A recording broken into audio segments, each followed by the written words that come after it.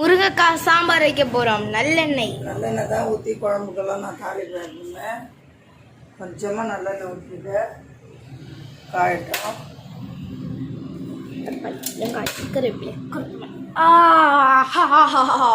காரக்குழம்பு கல்யாண சமையல் சாதம். எண்ணெய் காயட்டும். எண்ணெய் காஞ்ச உடனே இது எங்கள் வீட்டு அஞ்சரை பெட்டி. பாருங்க தெரியுமா, வெந்தயம் சாம்பாருக்கும் வெந்தயம் போடணும். இன்னும் தெரியுமா மக்களே, சாம்பாருக்கு வெந்தயம் போட்டு செய்தீங்கன்னா சாம்பார் கெட்டு போகாது. வெந்தயத்துக்கு அந்த கெட்டு போகாத அந்த இது இருக்குது.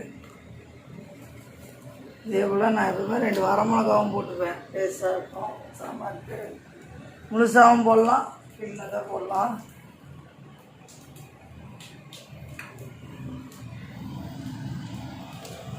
வெயிட்டீஸ் வெங்காயம் போட்டாச்சு.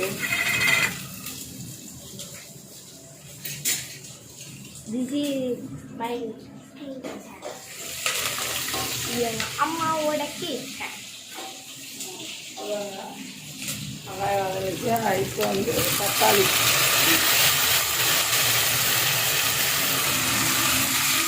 தக்காளி போட்டேன். முருங்கைக்காய் சாம்பார். பருப்பு இன்னைக்கு ரேஷன் கடைக்கு போயிட்டு வந்தாங்க மக்களே. முருங்கைக்காய் வச்சு நல்லா இருந்தது அப்படின்னாங்க, வாங்கிட்டு வந்தாங்க. அவர் எப்பவுமே என்னதான் நம்ம காரக்குழம்பு எதுனா வச்சா கூட இதுவாக வச்சா அப்படின்னுவார். ஏன்னா என் குழந்தைக்கு என் பொண்ணுக்கு காரக்குழம்பு பிடிக்கும், அவருக்கு சாம்பார் இது போலலாம் தான் பிடிக்கும். நான் எப்பவுமே கையோடையே சாமான்லாம் கழுவிட மக்களே. எங்கள் வீட்டில் டிஷ் வாஷரும் இருக்குது, ஆனால் நான் கையில் தான் சாமான்லாம் தேய்ச்சிக்குவேன். எங்கள் வீட்டில் டிஷ் வாஷரும் இருக்குது, சாமான் தேய்க்கு டிஷ் வாஷர் எல்லாமே இருக்குது. எங்கள் அம்மா ஒரு சின்ன கேப் கிடச்சா கூட அதில் எல்லா வேலை செய்ய முடியும்னு தான் பார்ப்பாங்க. அது போட்டு அது எடுத்து வச்சு அதை இதை கொண்டு போய் கவுத்து சாமானை பாத்திரத்தை அதனால் நான் சாமான் எப்பவுமே கையோட க்ளீன் பண்ணிக்குவேன். கையோட நல்லா வதங்கிடுச்சுன்னா தக்காளி போதும்.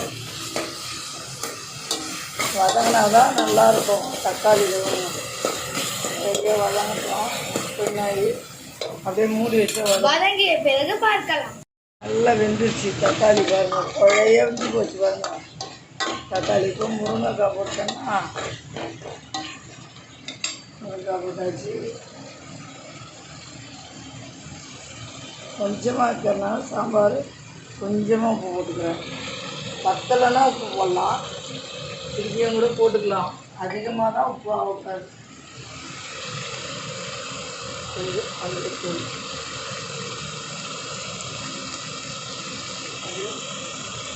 நம்ம வீட்டில் வச்சு மிளகாத்தூள்.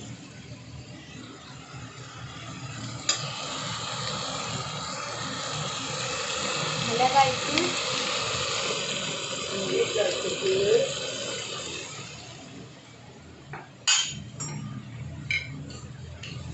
சாம்பார் பொடி கொஞ்சமாக சாம்பார் பொடி, அவ்வளோதான்.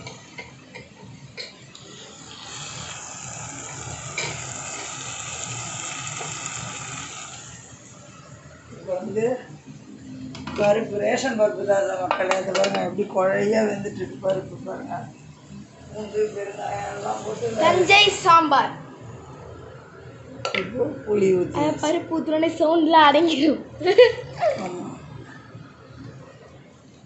சாம்பாரோட மெயின் டேஸ்ட்டே இந்த புளி தான். தஞ்சை சாம்பார் பேர் போனது இல்லை மதர்.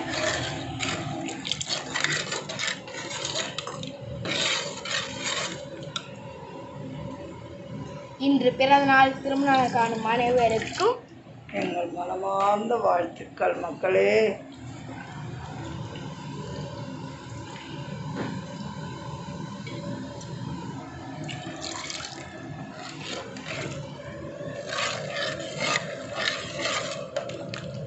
கணவருக்கு சாம்பார் தனியாக இருந்தால் எங்கள் டாடி சாம்பார் பிரியன். தண்ணியாக இருக்கணும். சாம்பார் தண்ணியாக இருந்தால் தான் அவருக்கு பிடிக்கும்.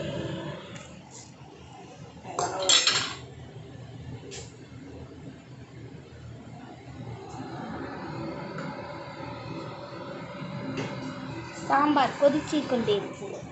சிறிது நேரம் ஆகும். சாம்பார் கொதிக்கிட்டோம் மக்களே. கொதித்த பிறகு பார்க்கலாம். தயார். என்ன பண்ண போறீங்க? சாம்பார் இது பாருங்க, பெருங்காயம் போடுறேன். பெருங்காயம் போட்டு இப்போ கொத்தமல்லி தூவிடணும்.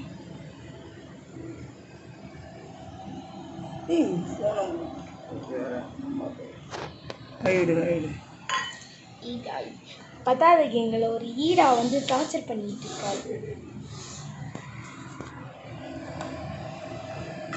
சாம்பார் பாருங்க. சாம்பார் சுட சுட சாம்பார் இட்லி தோசைக்கு நல்லா இருக்கும் இந்த தஞ்சை சாம்பார். அம்மம்மா இந்த காயை என்னன்னு வச்சுக்கோங்க, எங்கள் அம்மா செய்வாங்க. வெறும் மிளகு இருக்குல்ல, முழு மிளகை போட்டு மிளகாவை கிள்ளி போட்டு ஒரு சாம்பார், அவ்வளோதான். அந்த பாருங்க எல்லாம் போட்டு கிள்ளி போட்ட சாம்பார். கிள்ளி போட்ட சாம்பார். சேனலை சப்ஸ்கிரைப் பண்ணுங்க, லைக் பண்ணுங்க, ஷேர் பண்ணுங்க, கமெண்ட் பண்ணுங்க. Bye. Have a nice day. Sambar பாருங்க ரெடி. சாம்பார்